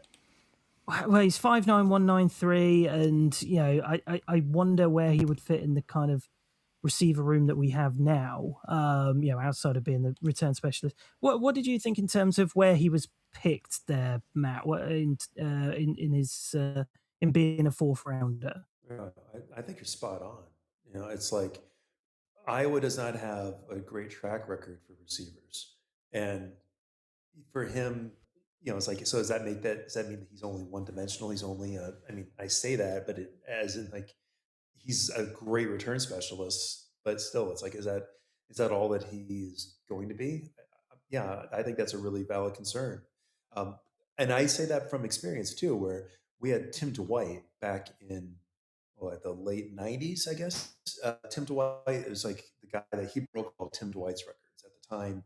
Tim Dwight was also like this, this kid from Iowa. He grew up in Iowa City, had multiple scholarship offers across the country, went to Iowa, and was also like just an amazing return specialist and one of the fastest guys out there. But he goes to NFL. He did return a touchdown against. He was in Atlanta. He was playing for the Falcons. He returned a touchdown in their Super Bowl in, what was that, 2000 maybe? But that was all he could do, was return, and it was kind of like a one trick pony. He wasn't. He didn't make it as a wide receiver either. So yeah, based on even like that type of experience, I know it was like 20 odd years ago. It's a different player and different philosophies and whatnot, but still, that would be my immediate thought too. It's like, is it worth a 4th round pick if it turns out that it's just you're only going to use him for special teams? But then, is he worth it? Is he going to be so electric and able to create some of these amazing plays again that pick will be completely validated? Yeah, I mean, obviously with the kickoff rules changing, we were definitely one of those teams. That's why we brought Cordero Patterson in immediately after that change had been made, just to try and take advantage of that. Obviously, that didn't really work out the way we wanted it to, but I think there's still an eye for that for this team. And you talk about Tim Dwight there. He's obviously one half of his own award, the Rogers Dwight Return Specialist of the Year, which Wetjen is the only 2-time winner of over the last 2 years. And De Jean obviously won it the year before that as well. So, a few Iowa names. Immer Smith-Marset, former winner of that as well, former Iowa boy there. Even Saquon won that in 2017 at Penn State. So, Gav, did you? Yeah, I was going to say, what was the reaction in the draft in Pittsburgh when he was taken, Mark? So when I went to the stadium, this is obviously one where we just kind of got into the stadium at that point. Day 3, a bit of a slower start for things. So this is one I watched just outside of the stadium, and the reaction round there was again a little bit muted. It was a little bit like, oh, okay. For the people who did know him, it was like, that seems a little high. Just a little bit of a surprise that we took him as high as we did. Again, I don't dislike the player at all, and I think for what he can provide in that specialist role, that's absolutely great. But as your first kind of pick of day 3, could he not have fallen a little bit further? I'm wondering if this is mirroring what I'm finding. I've done 3 rookie dynasty drafts in fantasy, and I'm kind of wondering if this is mirroring what I'm finding there, which is, you've got your first round, and that's kind of locked in, not much wiggle room. Second round, you can. There's some players and there's a bit of movement. Third round, it's a crapshoot. It's just people are taking linebackers in IDP, whatever. It's just go get your guys, and I think the Steelers they like Wetjen. They want to improve their special teams, their return game. They didn't want to lose him, and they thought this was a pick that there's a definite spot for a return man. On the 53, they're going to have one guy. This is a whole new world with these new return rules. They want a dude, wide receiver 4, but really it's about the upside of having a return weapon. And looking at the highlights, I mean, my Lord, the highlights are fun. I'm hoping the return skills are transferable from college to the NFL. He clearly understands spacing, blocking, angles. I just hope the speed and the contact balance give him the escape chances that they did in college. Is there a chance he's the best return man since AB? Because his bend, his angular cuts in college are elite. The minute shifts, the course direction changes that keeps his return alive. I'd say he's more of, all right, here's like a kind of, put it on your wall in a picture. Who are the best return men in the NFL history? In my time, I think it's Hester and Jacoby Jones, not when he was with the Steelers, but in his heyday. There are 2 very different return men in a different return game. But Hester had this kind of cuts and vision, and Jacoby Jones was big and strong and contact balance. And he's kind of got the body of Jones, but with the vision and some of the kind of instincts of Hester. Now, I'm not saying he's going to be a Pro Bowl returner, but I'm saying that you can see the path to being a real weapon. He's clearly got the speed, 4.48 40, but I think the game speed and the burst is faster. Very evasive, shifty for his size. What really jumped out to me was his ability to flip his whole body. So he can start a return, and you see it in his tape, facing his own goal line, catches quite a few punts and quite a few kicks, facing his own, and just flips. Superior urgency, gets upfield fast, initial cut, burst, sets up his crease, explodes, amazing body control, contact balance. And I think perhaps his way onto the roster is like a gadget style, outside of being a return man, is gadget style sweep, end around, target on screen plays, wide receiver in the backfield, manufacture touches. Not sure he's ever going to see the field in a kind of downfield role. Most of his touches come either behind the line of scrimmage or to 9 yards beyond the line of scrimmage. But I think he could develop into a good comeback route runner, hip fluidity, behind your own line of scrimmage. I don't think he's ever going to beat jams or press, win 50-50 balls. That's not his game. 20 receptions for 150 yards in 2025. Good for 7.5 yards per reception. Pretty small catch radius. Pretty, kind of a body catcher.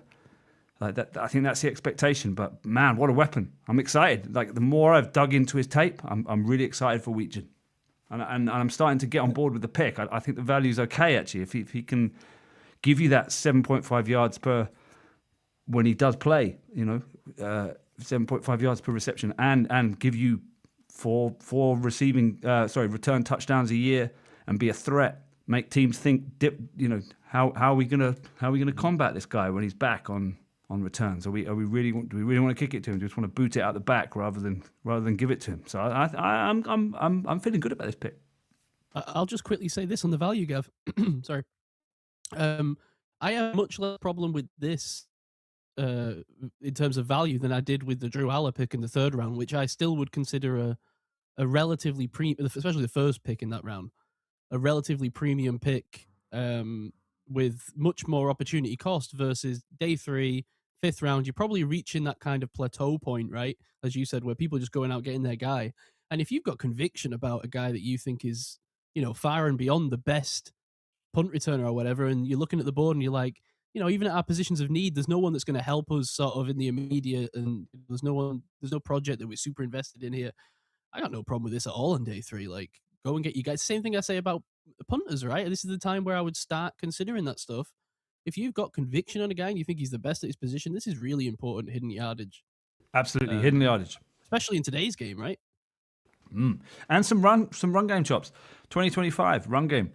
14 rushes, 76 yards, 5 yards per attempt, 7.6 yards after contact per attempt, 2 touchdowns, and only 1 fumble. Like you can do some things with this guy. It's kind of like more Skoranek when he was with the Rams than when he was with the Steelers. There's just a little bit of gadgetness to him. I think they can, I can try and work it out. No production at all receiving beyond 10 yards downfield. Like it's not going to happen. But around the line of scrimmage, I think he's a weapon. I think McCarthy likes to bring in some different things. We've seen that with the draft. The players we brought in. These Swiss Army men all over the place doing different things. I think Wetjen could be. I think this is a McCarthy pick. Another thing too, I was thinking about, we were rattling through Wetjen stats and whatnot. It's that this is also kind of like a product of the philosophy, the offensive philosophy, in that it's not, Iowa's not known for throwing the ball deep or just telling him to do a go route and go beat somebody. It's all about short passes. It's ball control. It's making sure that you're taking a conservative approach. You're running the ball, or you're doing a short pass, and you're keeping that clock running. So maybe that's also a factor too. It'd be like he probably wasn't as tested. Like what could he do against with using speed as an advantage with a quarterback who's going to rifle the ball to him. Maybe there's an opportunity there too. Something to be unlocked. Yeah, maybe. I don't know. What do you guys make of the idea? I saw someone, I think maybe even Jerry Dulac said this week. The idea that I'm going to have to get used to this. Wetjen. I really want to include the T. You can. Wetjen. I can. Wetjen. No, I've been told to drop the T. Wetjen and Eli Heidenreich are kind of too similar, and like both can't make the roster. What do you make of that? Because I think Wetjen is more or less a lock for his return skill because he's been drafted as this returner, right? I can't see any world where he wouldn't make the 53, at least in his first season, right? And then we see how it goes. But Eli Heidenreich, obviously, very different story as the last pick of the draft. So what do you make? I kind of don't think that's correct. I think Eli Heidenreich has to forge his own path on. I don't know what that path is necessarily. Personally, I think it's more Nowakowski versus Heidenreich, and Wetjen is a lock as return man. Personally. Yeah. But that's what I'm getting at. Like you've got 3 of these guys that have got no. Well, that's what I'm saying. Like, do you think that maybe this pick almost invalidates the Eli Heidenreich pick a little bit? Like, does Wetjen offer 100% of what Eli Heidenreich offers anyway? Is what I'm kind of asking. No, I don't think they offer exactly the same. But okay. I think you've got overlap between Wetjen and Heidenreich, and then overlap between Heidenreich and Nowakowski. Just how much space is there basically for these gadget guys? Is what I'm saying. How much space is there for these Swiss Army men? Your two. Well, that's what I'm saying. I think your jet sweep. I think you've got 2, and 1 makes the practice squad, and it will shake out over the preseason. All right. Well, I think we say that Wetjen is the Swiss Army knife and Heidenreich is the Swiss Navy knife. Nice. Nearly got that out. Damn. That make the other guy the Space Force knife? Oh, jeez. Nuclear forces knife. Does Nowakowski have an Air Force background? Let's find out. I'm the Coast Guard knife. Right. Sorry. Continue. That's Yeah, good. I no, think that's pretty comprehensive. I think. I mean, there's not much more we can say about Wetjen, right? That's what he is, like return man. I mean, I'm excited just hearing more of what you guys and what Matt are saying about the level of his twitch and his ability in the return game. I'm just buddy. Let's be honest. Of all the players that we've drafted, obviously drafted a tackle in the first round, and I'm very excited about Jeremy Bernard to see what he can offer early. But honestly, seeing what Wetjen can offer in the return game in terms of like early returns at the start of the season might be the thing I'm most excited about. Yeah, exactly. I mean, go on, Matt. I was to say he was so exciting to watch. He was a proven playmaker, right? First team All-American 2 years in a row. Like that's saying something. But yeah, the games when it was close and you just knew like, oh yeah, come on, defense, stop. Let's stop these guys and make them kick it. And it was just getting the ball in his hands. There's always a sense of hopefulness or optimism that something magical was going to happen. And it did like 6 times or something last year. So yeah, he's a playmaker, and I think there is something there that should get you excited. Yeah, I mean, gets the crowd behind he's a drive starter, right? The defense makes a play, the crowd are on their feet, they punt, goes to Wetjen, he makes a play, the crowd are on their feet, the offense comes in the field, and the atmosphere's jacked, right? I mean, it's perfect. Yeah. Can flip an atmosphere and just seconds, the whole atmosphere can change. I'm excited. I will say, just for, because I pointed it out with Dunker as well, Wetjen is not the first player to be drafted from Williamsburg, Iowa, in the NFL. Let's see if you can get this one, Matt. So this guy played at the University of Iowa, was drafted in 2016 in the 7th round to the Indianapolis Colts, was a center for Iowa. Don't know if there's any names that. I mean, I'm trying to think who's the center back then. I'm blanking. What was the year? The only guy that's coming to my mind is like Brian Ferentz, but that was before. I think that was like 10 years before. Yeah. What year did you say, Mark? 2016. Wouldn't be no. Played most of his time at the Rams, so he was drafted by the Colts, but he went to the Rams between 2017 and 2020. I'm thinking of somebody, but no, he's too old. He would have been like in the early odds. Yeah, I think. I think I just found it. Do you want to go for a Gav? Would it be James Daniels? No, it's not James Daniels. Okay. No, he was a defensive tackle or defensive lineman. Oh, it says he was the primary starting center for the Iowa Hawkeyes during the 2016. Oh shit! I'm thinking of another Daniels. Never mind. No, it was Austin Blythe. The guy we're talking about. Oh yeah. I remember him. Yeah. Yeah. There you go. So he is the other guy from Williamsburg, but Wetjen was drafted higher than him, so Wetjen gets the bragging rights for the small town of Williamsburg there. Austin Blythe is like Hall of Fame, like guys in a bar just saying old football players' names, like going, "Oh yeah." Definitely in Iowa for sure. Right. Well, that's what you do in these small towns when you drive through, right? Exactly. I noticed Gav didn't plow through Williamsburg the kind of the same ferocity that he did with Lena. Do you want to go on a little tour of Williamsburg? Sorry, I wondered if we'd run out of map corner, but let's do it. Hang on, let's go through We're Williamsburg. going back to Google. Williamsburg. Okay. I was thinking, by the way, that's Virginia, I was thinking of Mike. I was thinking of Mike Daniels. Mike Daniels. Oh, don't mention him. Mike Daniels was the player that I was thinking of from defensive tackle. Well, here we are at Williamsburg, Iowa. That's a nice looking sign. Look, that's like something out of Back to the Future there. Look, you see that with the trees? Okay. You want to take a tour, We're a Mark? little behind. Yeah, Williamsburg High School. All right, let's go there. That's probably where. Oh yeah, that is a nice tree that you spoke about a few seconds ago. Man, I like Iowa. Why did you leave, Matt? Why did you come to the UK? You should have stayed in Iowa. It looks nice. I want to move to Iowa. There's no problems here. Look, there's no, apart from the odd like fly-tipped microwave. This is very nice. No problems in No, here. I mean the UK is all about the weather and the great fruit, great food, right? That's why wouldn't anybody move I here? don't know. You've got the Sundown Bar and Grill. Look, it's people having fun. Look at these I bet the guys. Sundown Got Bar the and Grill's cow great. outfits and everything. I don't know. This looks good. Do you know what? If you really want the proper Midwest or Iowa experience, you need to go to these towns when they have like their annual like summer fair. They all do it, and these things are crazy. Like I went to Riverside, Iowa. That's also not too far from Iowa City. Any idea what Riverside is kind of known for? No idea. There's a very popular franchise that it's connected to. Star Trek.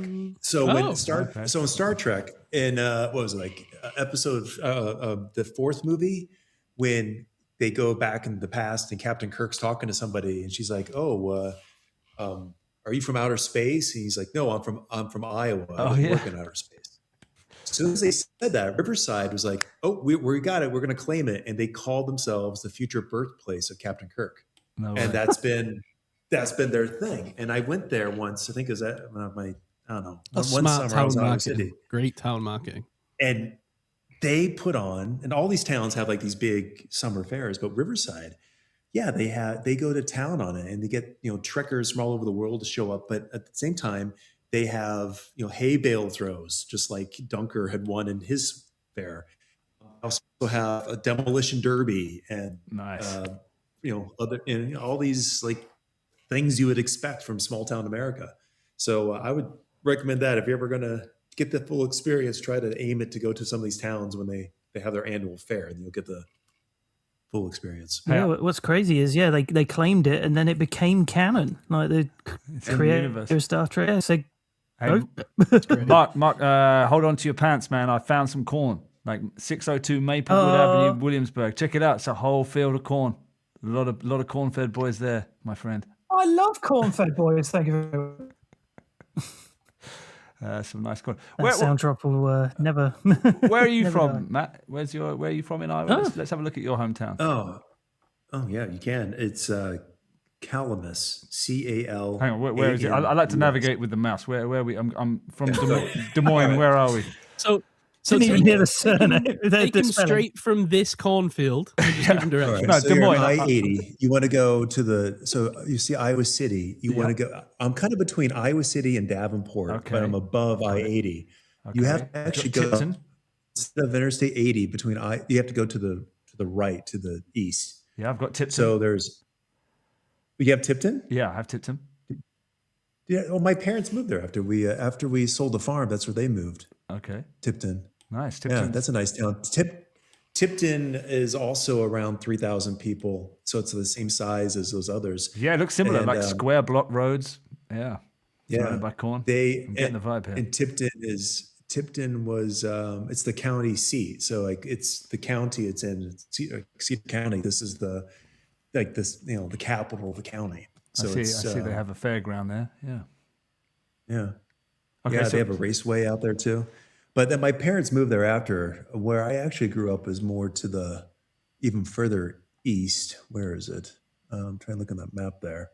oh, you're if you behind me, find- so you direct me. I found New Liberty, Big Rock, Dixon, Donahue. Where are we going here? Oh God, those are all all Calamus. close. I found it. Are you on Highway 30? Yeah, if you I go to found it. Highway Yeah, 30. yeah, I got it. Here is Calamus. Wow, that's a small little conurbation there. 356 people. Oh, Wow. is it that? Is that It's got like is that all 5 right? streets. That's the 2020 census. Yeah. Wow. RV park and storage. Bucks Corners, the bar. 2nd Street. Wow. Calamus Lutheran Parish. Where did you grow Yeah. up there, Matt? Oh, I grew up in the countries north of there. If you go Go up a bit. Okay, we got 170th Avenue, Calamus Creek. Calamus Creek. Yeah. There's actually a nice golf course there somewhere. Oh yeah, where- Wapsie Oaks Country Club. It's temporarily closed for Wapsie some Oaks. reason. There we go. Oh no. Wapsie Oaks. What's yeah, this so I Syracuse guess Wildlife Management Area? What's going on there? I would say for me, I was like somewhere up there, like I don't know where we are. Wapsipeeny Con River. Behind you. All right. Yeah. I was just kind of north in some of those plots of squares, kind of Yeah, in the we see north 'em. of Calamus. That's somewhere where we were. Sand Hill Preservation Center. Okay. Jeez, man, you're in pretty rural. Okay, here we go. 230th Street, somewhere around there. It's Let me see. What was my ad? Let's see. Let me. I think I have a bookmark here. Let's see. I will say, because I'm looking through the Wikipedia page of the place, and there is no notable people section. So I'm going to say that you are the most notable person out of Calamus. I don't know. I think there's a lot of people before me who just weren't on. Hey, it's a lot Getting mentioned. of good I was on farmers. the corner. Okay, my house was. I grew up on a place that's on the corner of 215th Street and 185th Avenue. Okay, hang on. I'm 215th and 100. What do you say? 180th. Let's see what I say. 185, 185th I got it. Avenue and 215th Street. I got it. It's right here. Wow. Let me see, one. where are you? Let me catch up. 185th. Y46. Yeah, we got this here. It's one of these ones. Let's see. Oh, that's it. Yeah, right there. This one? Wow. Okay. Yeah. Where it looks like there's a bunch of cars or something, trailers parked. There used to be a barn there. Looks like they got ripped down. And man, you got no street view. actually, Unfortunately, we can't actually visit because there's no street view. no. But that's not even a street. That's a gravel road. All right. It's a track. Yeah. Can we go? Google vans can't get down there. So. Yeah. Jeez, man. Man, you can go to any area in Russia and you can get a street view. You can't get it here, though. Wow, it's so rural.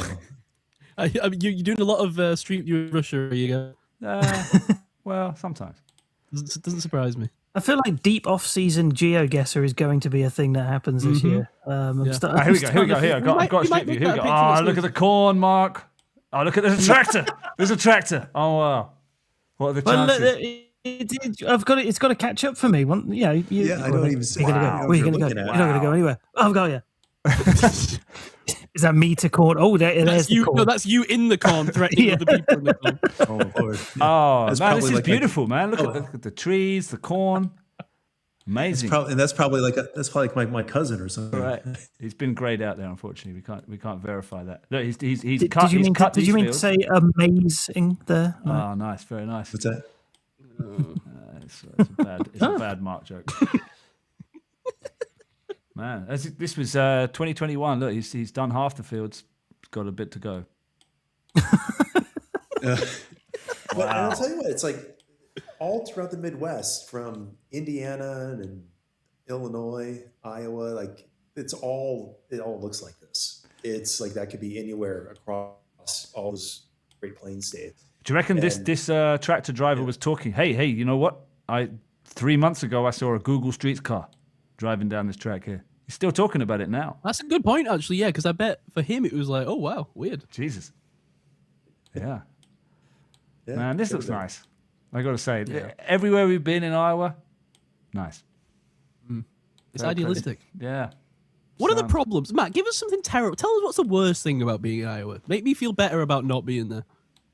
Well, I think the severe weather. Yeah, yes, the tornadoes, the imminent. When I was, I think it was my senior year at university.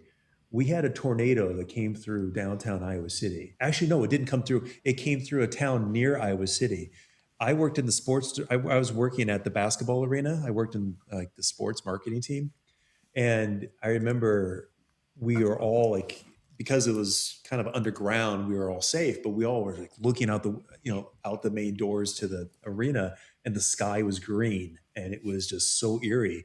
And what was it? So the tornado touched down outside of Iowa City, but it was so powerful. The winds uprooted like these 200-year-old trees in the middle of the campus. They were just trees uprooted and dead everywhere. And the street that I lived on was all flooded. And it's like, that's just a freak that, like a tornado hit nearby, and the impact of that, all that energy was just devastating across Iowa City. So that was crazy. The blizzards, when they hit, you can, I mean, it's sad, but like you would have every couple of years when I was growing up, there'd always be something in the news about, kids who got trapped under their snow fort collapsing because they were doing snow forts and tunnels in a ditch. And, like that was, So like the severe weather it was always pretty serious there.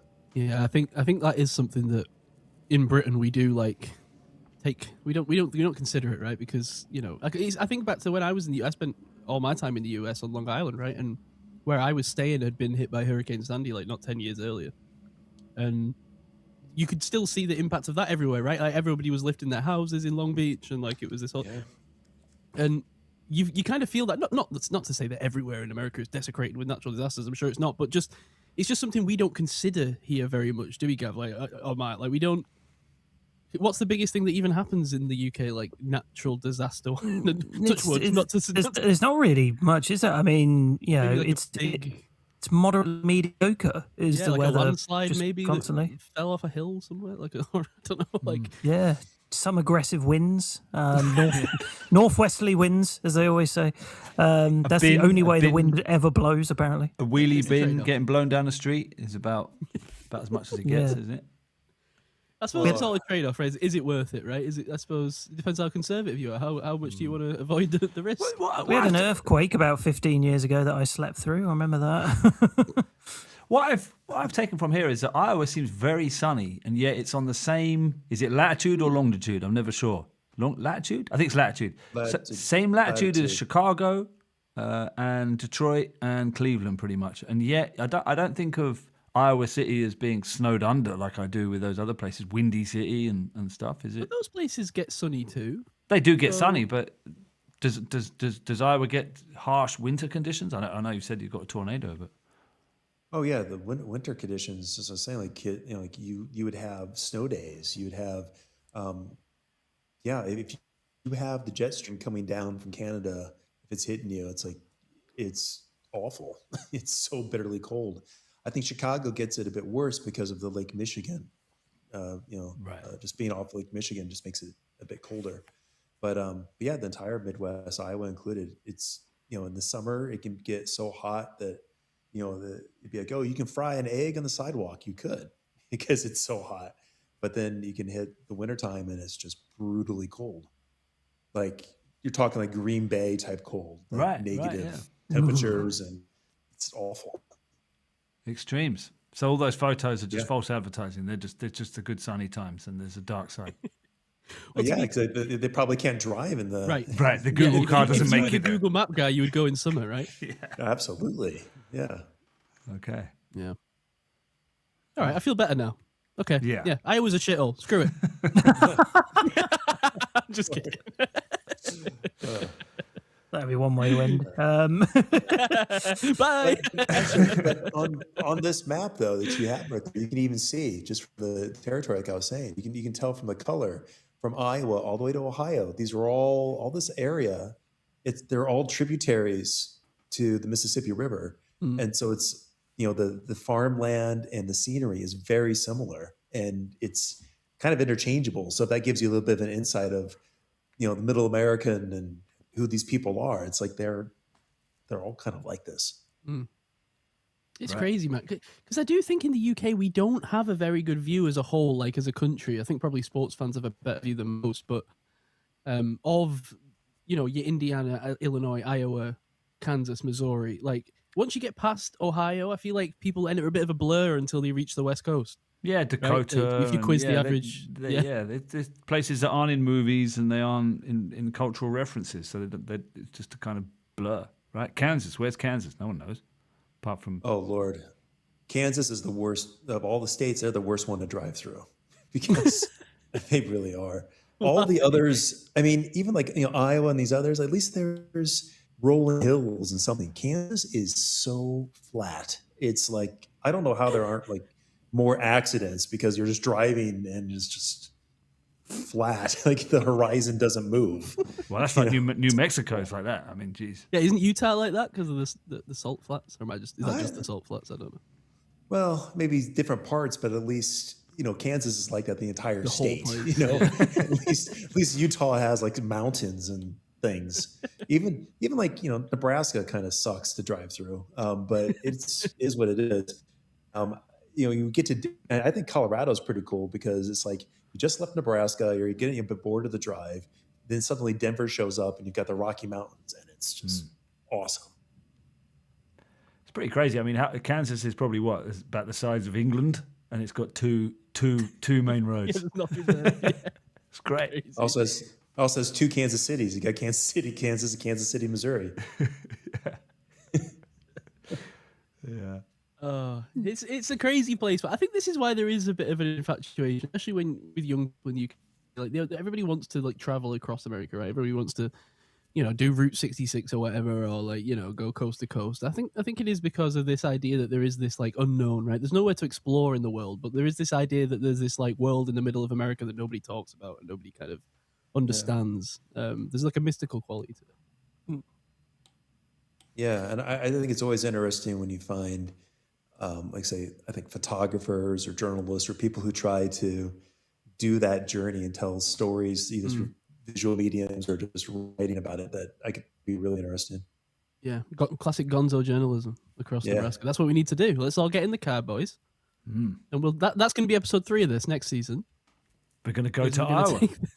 We're going to go to Calamus. I mean, I'm just live show. I think you go from North Dakota to Texas is a straight line. I think you should do that. Yeah. Yeah. Might need to wait until someone who's going to let me in the country is in the White House, but until then.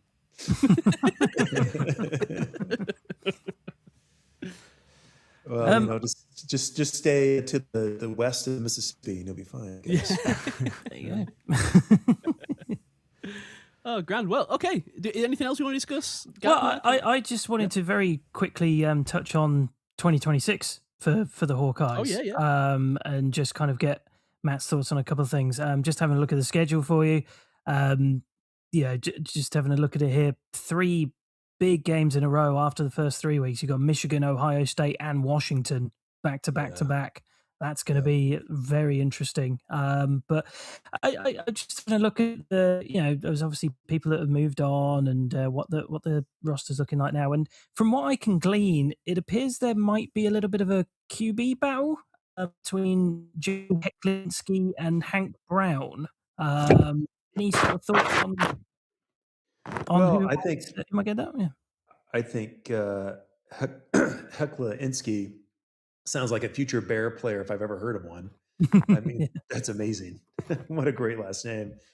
I think, I was thinking about this too, because I don't know, I haven't seen either of the two of them play, but I know Hecklinski is a bit smaller. He's like 5'11", and he's supposed to be the gunslinger, with the arm, and that's all well and good. Like obviously we have like Kyler Murray or Bryce Young. They've proven to smaller guys that can throw the ball, move it, scramble, whatnot in the NFL. I think the issue with Iowa is like, what's the offense going to be like? Because as I was describing earlier, they're very ball controlled, run the ball down, make sure that short passes. And if that's the case, he's going to be under center for most of his snaps. He's not going to be in shotgun. He's going to be under center, and then that's a whole other dynamic to have like a 5'11" guy under center. Like I don't care how fast you are.